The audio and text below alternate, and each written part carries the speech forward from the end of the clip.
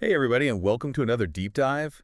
Today we're tackling something I know a lot of you are interested in, Yeah, definitely. and that is sounding more like a native English speaker, Absolutely.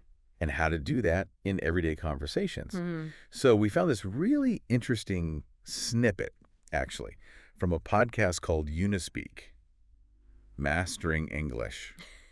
Oh, very cool. And it's got some great tips on, common phrases that native speakers use all the time. Okay, yeah. So let's jump right in. Sounds good. So they start off talking about greetings, and I thought this was really interesting. Okay. Instead of like the standard, how are you, Right. which can sound a little formal, Yeah. they suggest using phrases like, how's it going? Yeah. Or what's up? Right. Which, are just so much more casual And natural. and natural. Yeah, Right? exactly. What do you think about that?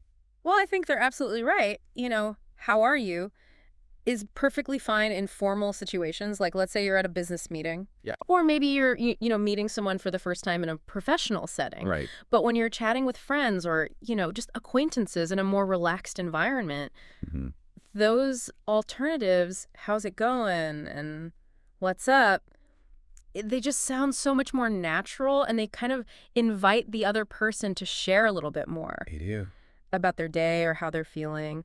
It's not just a yes or no answer.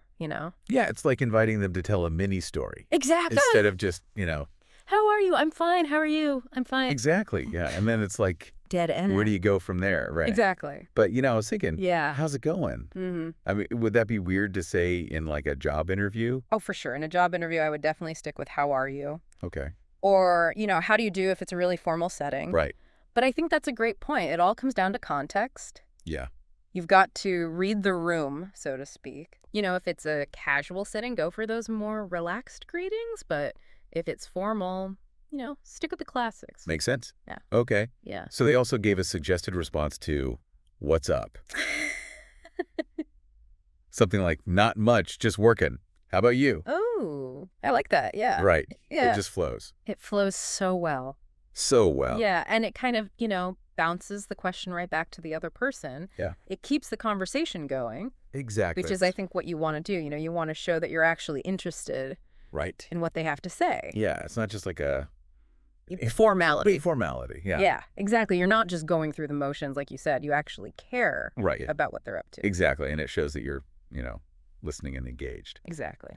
Okay. Let's move on to farewells. Oh, yeah. So, yeah, we often just default to goodbye, Right.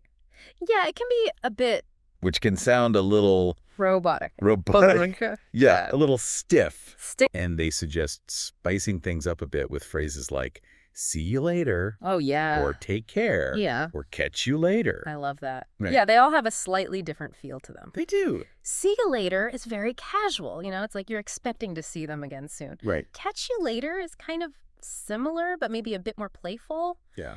And then take care is interesting because it adds a touch of warmth and concern. Yeah, I can see that. Like you're genuinely wishing them well. Yeah. And are there any other like subtle differences between the three? I mean, they're all pretty interchangeable in formal settings. Okay. The key is to just choose one that feels right Right. in the moment. Mm.